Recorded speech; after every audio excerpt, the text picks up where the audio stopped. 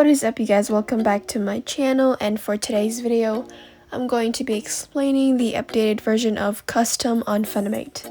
Now, if you already know how to use custom and all the other effects on Funimate, then you probably won't find this video useful, but if you are new, then this video should be able to help you. If you don't know me, my main account on Funimate is Arianne, and my second account is ArianneKyle.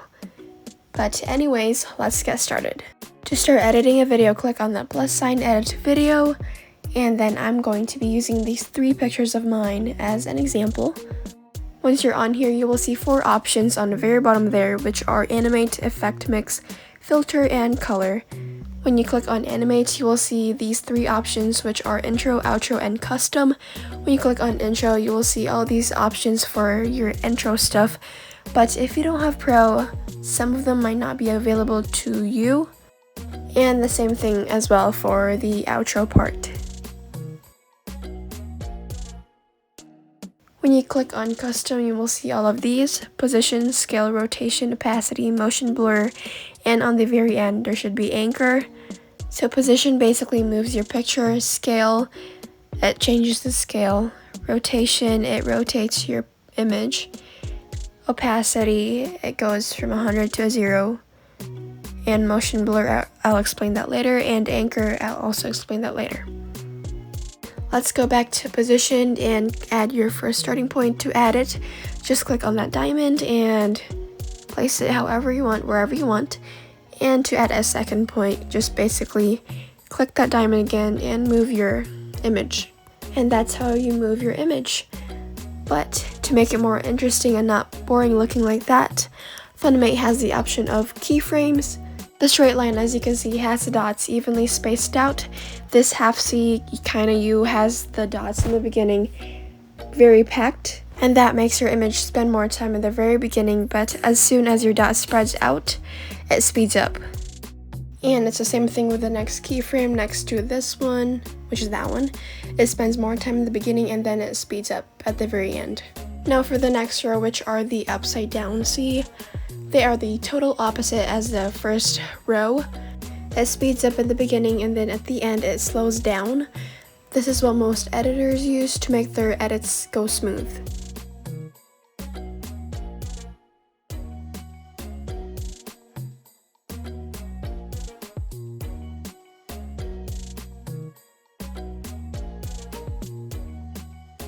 Now for the S kind of keyframe, it stops in the middle. It speeds up in the beginning, then slows down in the middle, and then it speeds up again at the very end. So those are your keyframes for editing. Now, next to keyframes is the option called smooth or linear. I'm going to use the straight line as a keyframe so you can see the example better. And I have it on smooth, not linear, and as you can see, it's kind of curved out. The lines are kind of curved out. And then when I put it on linear, it's a straight line. And then when I go on my second point, if I change it to a linear and not smooth, it will keep the line straight and not curved out. So that's what it's for. Those arrows on the very left are to control that red dot in the middle of your image, whichever way you want. You can use this if you want your image to be precisely where you want it to be, or you can just use your hand, which is kind of easier and faster. Alright, so next to position is scale, and then the first thing I'm going to do is add a point by clicking on this diamond shape. Then I'm going to change the size by dragging this thing right here in the middle, left or right. And as you can see, there is keyframes on scale. It is the same thing with position, where the open up C spends more time at the beginning and speeds up at the end, and then the upside down C is the opposite. And same thing with the S keyframe, it stops in the middle.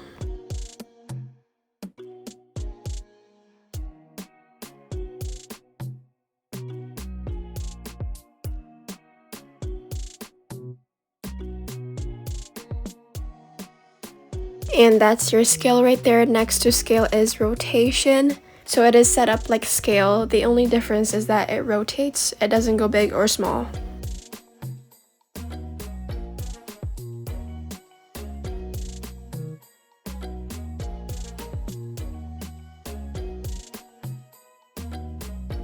So that's how rotation works. I'm going to skip ahead and go to opacity. So when you click on opacity, you have the option from a 0 to 100, 0 being not even visible at all, and then 100 from being very visible. So on my first point, I had it at 100, and then for my second point, which is right now, I have it at 0, so it fades like that.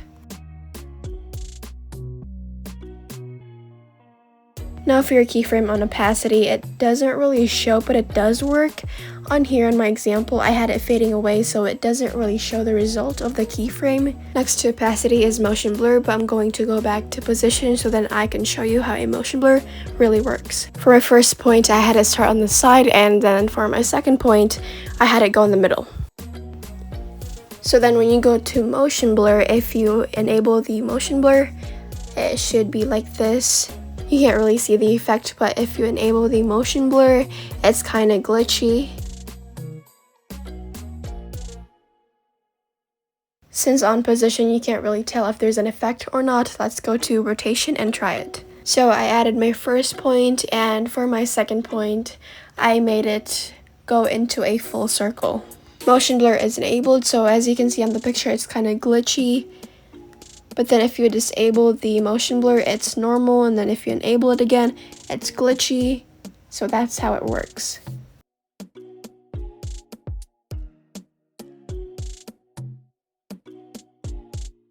Alright, next to motion blur is anchor, and you should just see 4 options, which are these arrows. These arrows do not control the red dot this time, it controls your image. If you watch my third recent video on my channel, it is called how to make a photo corner spin. I used anchor, so if you watch that, you should probably know how to do this. And also, like position, you don't have to use the arrows, you can use your fingers to move the picture yourself, which is quite easier than moving those pictures, which take a longer time. I made my photo smaller so you can see the example better.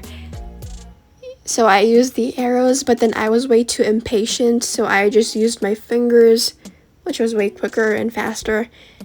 And as you can see, that red dot is not in the middle anymore, it is at the very corner of your photo. I'm going to do an example so then you can see the anchor in action. So then I used rotation, and then I made it bigger so then you guys can see better. And then I added my first point, and for my second point, I had it rotate down at a negative number, like that. So that's how it works. So that's how an anchor works. It actually moves it out if you have the red dot on the side, and if you have it in the middle, it just spins in one place. But I'll show you the difference between those two. So I have the red dot in the middle, so we are going to go back to rotation and have it rotate with the red dot in the middle.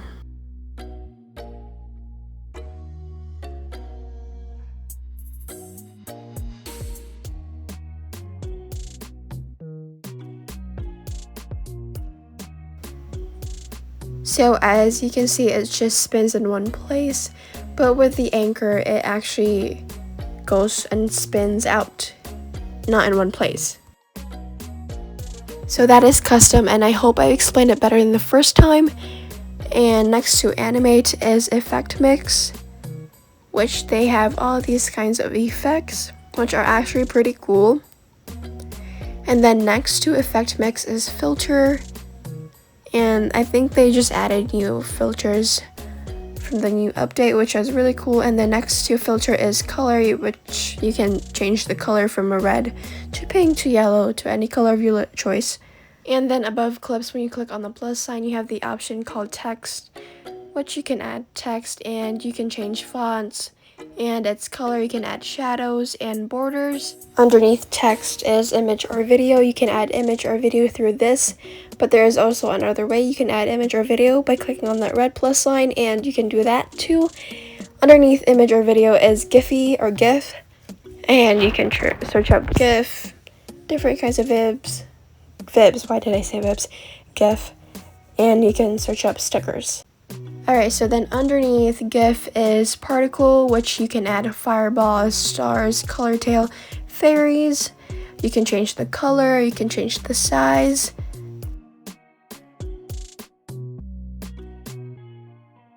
Next to draw is called Element, which is a new feature on Funimate, which you can save your effects, your transitions for others to use, but of course they will give you credit.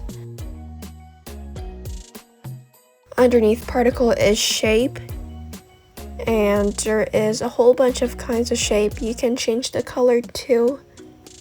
That's cool. And then underneath Shape is Group.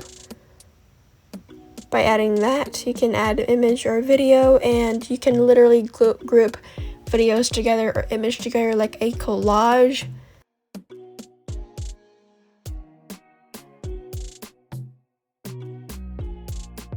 So that's how it looks. So then underneath Group is Element. Through this, you can look up stickers, you can look up Polaroid frames, flowers, anything you can imagine, basically. These are other people's elements, so they will be credited whenever you are done with your editing stuff.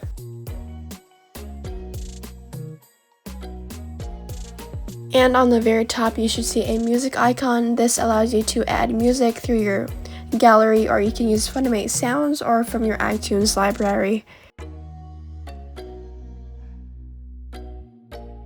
And then whenever you are done, you can either save it to your private projects or you can publish it to Funimate. And that is it for today's video. I really hope you guys liked this video. If you did, please leave a thumbs up, and if you haven't subscribed to my channel, please subscribe. And I know I already did a part 1 to this one, but Funimate did a few updates, so I wanted to update it too. And also I received a lot of questions on how to do custom and all the other effects, so I just figured why not just do it again for a better explanations for those who are new to Funimate. So then that's it. Have a good day or night, wherever you are.